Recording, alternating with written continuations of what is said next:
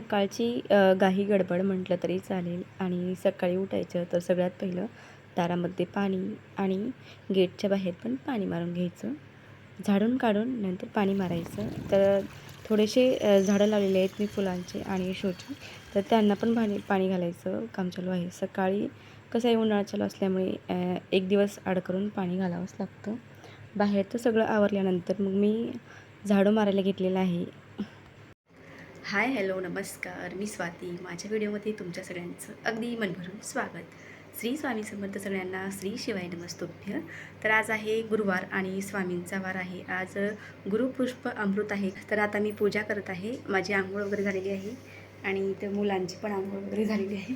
त्यांचं खाणं चालू आहे, तोपर्यंत मी पूजा करून घेणार आहे. तर पूजामध्ये मला स्वामींचं सारामृत जे आहे त्याचं पठण करायचं आहे, म्हणजे त्याचं वाचन करायचं आहे. तर चला मग मी आजपासूनच व्हिडिओला सुरुवात केलेली आहे आणि हा आपला पहिला मोठा ब्लॉग आहे. तर सगळ्यांनी सपोर्ट करा. चला तर मग. श्री स्वामी समर्थ. जय जय स्वामी समर्थ. श्री स्वामी समर्थ. जय जय स्वामी समर्थ. श्री स्वामी समर्थ. जय समर्थ. तर इथं स्वामी महाराजांचा अभिषेक झाला आणि त्यांना त्यांच्या आसनावर मी बसवलेलं आहे आणि नंतर मग विभूती लावायचं काम चालू होतं. आज मला काय झालं, ही पूजा करताना त्यांचा जो छोटासा हार आहे तो मी घालायचं विसरूनच गेले. म्हणजे ती मण्याची माळ होती ती घालायची विसरून. नंतर माझ्या लक्षात आलं की बाबा आपण इथं मण्याची माळ जी आहे ती स्वामीला घातलेली नाही. कधी कधी असं होऊन जातं बरं का. तुमच्याकडून होतं का नाही सांगा. माझ्याकडून तर होतंच. आणि इथं सगळी पूजा जी आहे ती मस्त अशी झालेली होती. बघू शकता तुम्ही. इथं मला स्वामी समर्थांच्या सारामृताचं पठण करायचं होतं आणि आजपासून मी सुरुवात केलेली. मी अगोदर भरपूर असं ग्रंथाचं वाचन वगैरे करत होते, पण जसं माझा श्री झाला तसं मला ते एवढं जास्त होत नाही. पण मला आपण आतापासून थोडी थोडी सुरुवात करावी, जेणेकरून स्त्रीला पण ह्या गोष्टीची सवय होईल.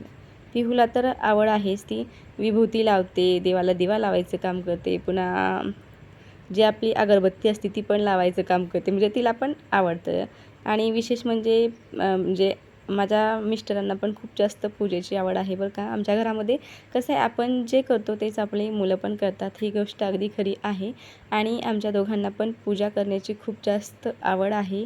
आणि सकाळी आम्ही स्वामींच्या स्वामींचे जे अभंग असतात ते ऐकतो. तर देवपूजा झालेली आहे आणि आता स्वयंपाकाची तयारी केलेली आहे. स्वयंपाक मी म्हणजे लवकरच करायला घेतलेला आहे, कारण की आज गाईला धोंडेदान करायचं आहे. त्याच्यामुळे सगळ्यात पहिले मी पुरण घातलेलं आहे. तर आणि पुरण शिजल्यानंतर मग मी लगेचच शाबूची खिचडी बनवणार आहे, जे की आज माझा. आणि ही पिहू मॅडम मी आज आईस्क्रीम केलेली आहे. तर बघूया काय होतं ते तिच्या आईस्क्रीमचं. तर सगळ्यात पहिला आता साबुदाणा बनवून घेते.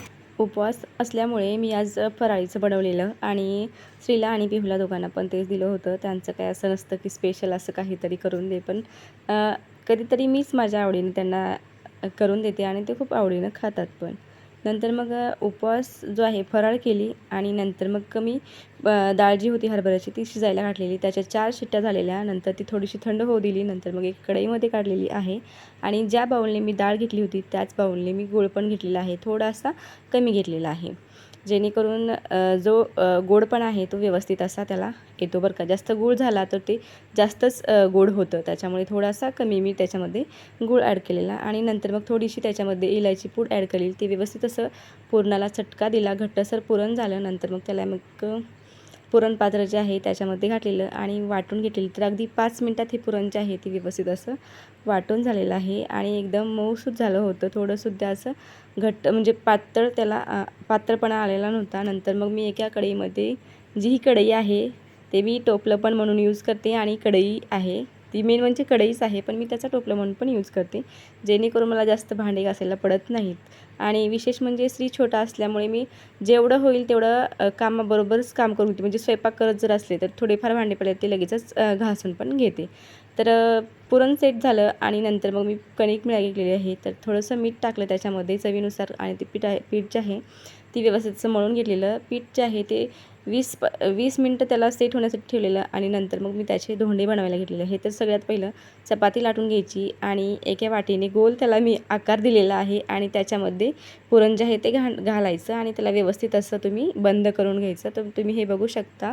तर गाईला आज 33 जे धोंडे होते ते मला दान करायचे होते आणि ही गोष्ट मी माझ्या लहानपणापासून करते. जेव्हा मी 7वीला होते त्यावेळेस पण कसं गावाकडे सगळ्या मुली असं मिळून करतात आणि खरंच भारी वाटतं बरं का. ती एकदम असं प्रामाणिकपणाने कोणीही कोणाच्याबद्दल वाईट विचार करत नाही. सगळेजण मिळून मिसळून अशी पूजा करत होते आणि विशेष म्हणजे माझ्या मैत्रिणी पण करायच्या आणि सगळ्यांनी मिळून आम्ही काय करायचं, दिवसभर उपवास करायचा आणि त्यावेळेस म्हणजे जास्त अशी भूक लागत नव्हती. आता कसं आहे, भूक लागते बरं का, मला सहन होत नाही भूक, असं होतं. आणि त्यावेळेस मी निरंकार दिवसभर न जेवण करता उपवास करायचे आणि दिवस मावळता गाईला धोंडे दान द्यायचं. मग धोंडे वगैरे सगळे बनवून झाल्यानंतर आम्ही निघालो मंदिरामध्ये जाण्यासाठी.